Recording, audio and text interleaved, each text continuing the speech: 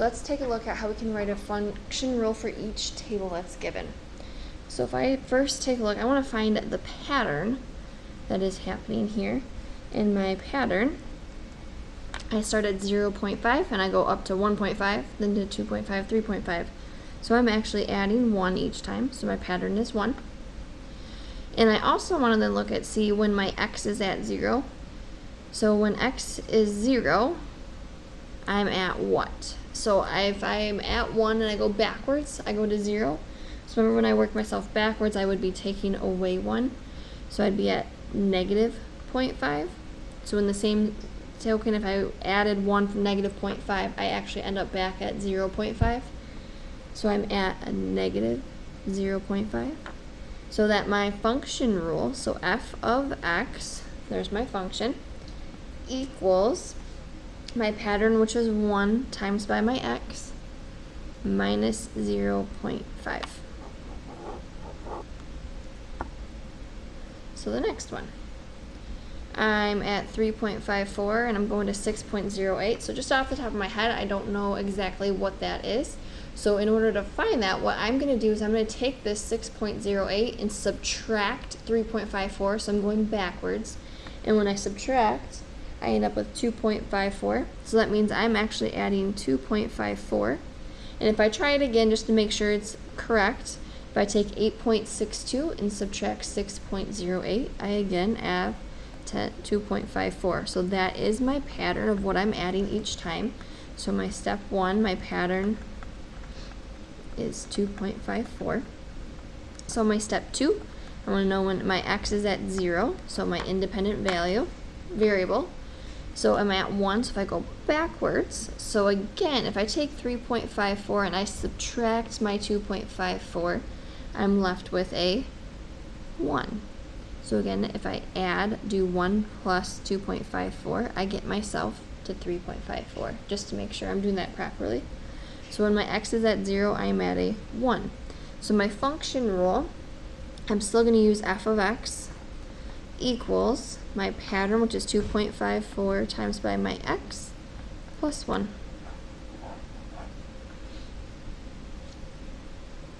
So for this one, if I go from 1 to 0, I'm taking away 1, but now I'm also adding 1, then I'm adding 3, and then I'm adding 5. So there's not a pattern by adding or subtracting.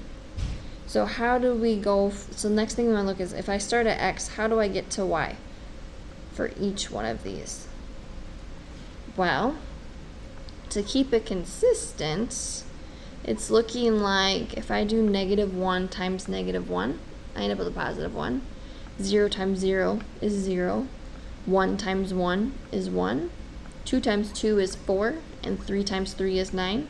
So my function is when I take my x value and I multiply it by itself, which means I'm squaring it. So just as a reminder here, it's not a pattern by adding or subtracting. So then the next step is, how do we go from x to y?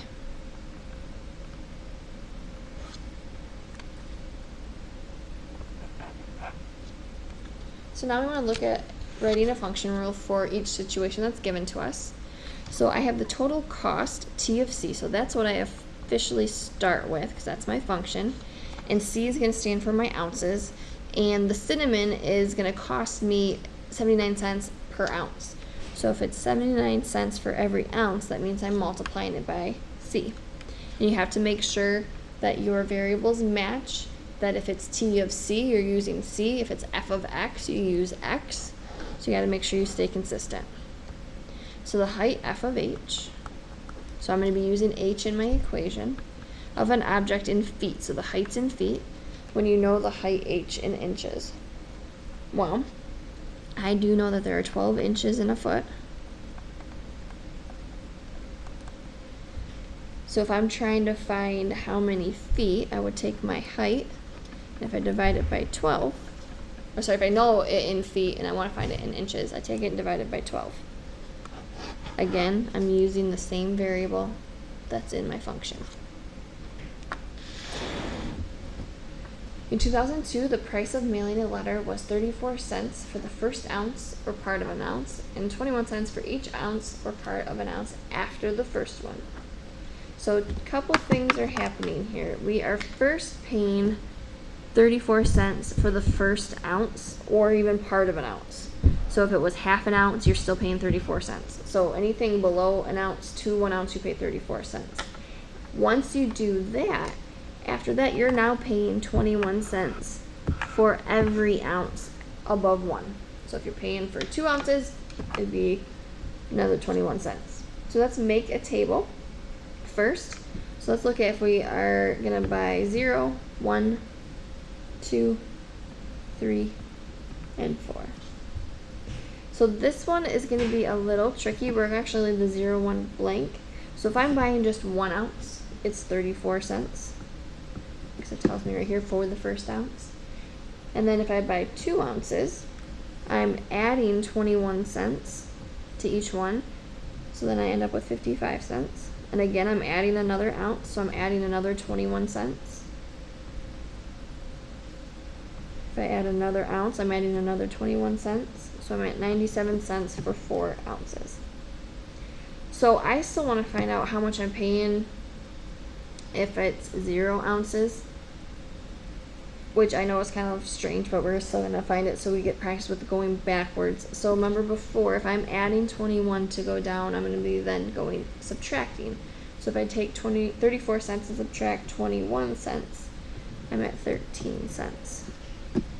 Which generally if you're buying 0 or mailing 0 ounces, you're not going to be paying anything because you're not actually mailing anything. But for the sake of making a rule, I was wanting to make sure we have that in there. So for our rule, if I say f of x equals, our pattern is 21 cents for every ounce, plus I'm starting with 13 ounces. Or sorry, 13 cents. Because I'm starting at 0. So 0 is my 13 cents, my pattern's 21. So how much will a 4-letter ounce cost? We've already discovered that. So it's going to cost us 97 cents, or you can write it with 97 cents. It depends on which way you prefer. 97 cents as it with the dollar sign or 97 cents with the cents. So we want to make a table from the graph and write a function rule. So if I take a look, I'm going to make a table. So I'm going to need x, y's values. And I'm going to find all my points. So I'm at -3, -5.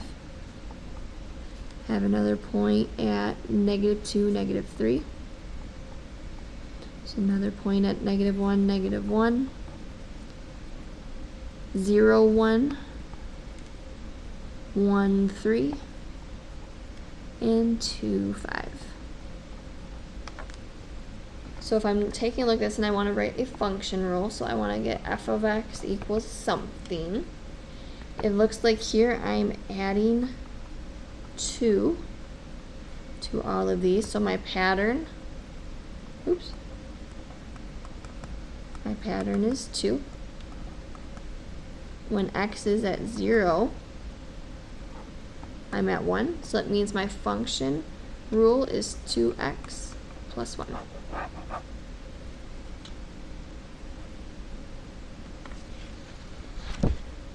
A truck rental company charges $44 per day for renting a medium-sized truck. There is also a charge of 38 cents per mile.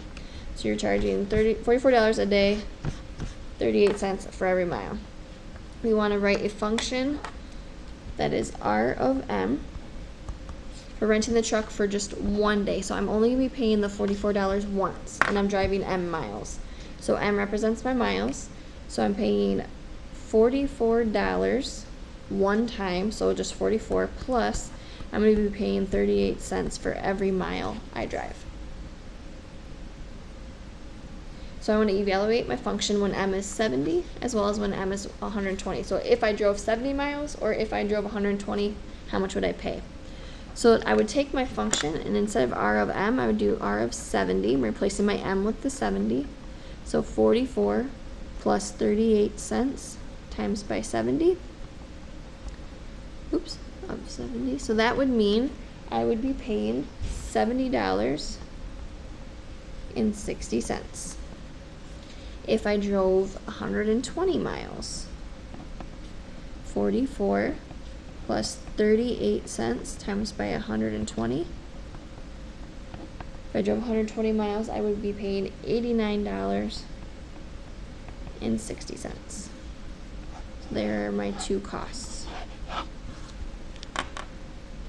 If we return the truck in one day, so again, it's just the $144 per cost, and we pay $58.44 without tax, how far did we drive? So we're not factoring tax into this. So if I'm using my function, R of M, I'm paying $44 for one day.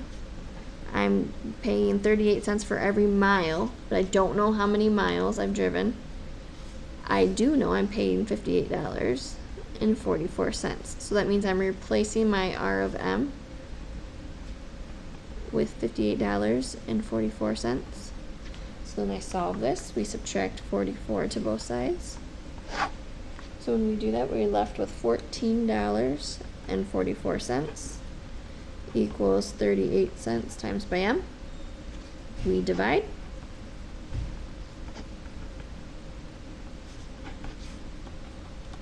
So we end up driving 38 miles that day.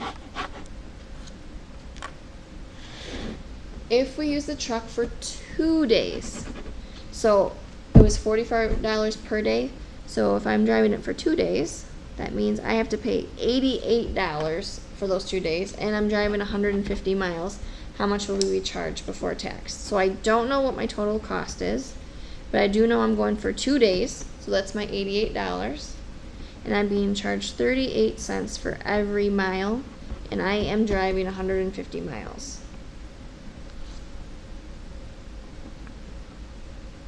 So if I drive that 150 miles in 2 days, that means I will be having to pay $145.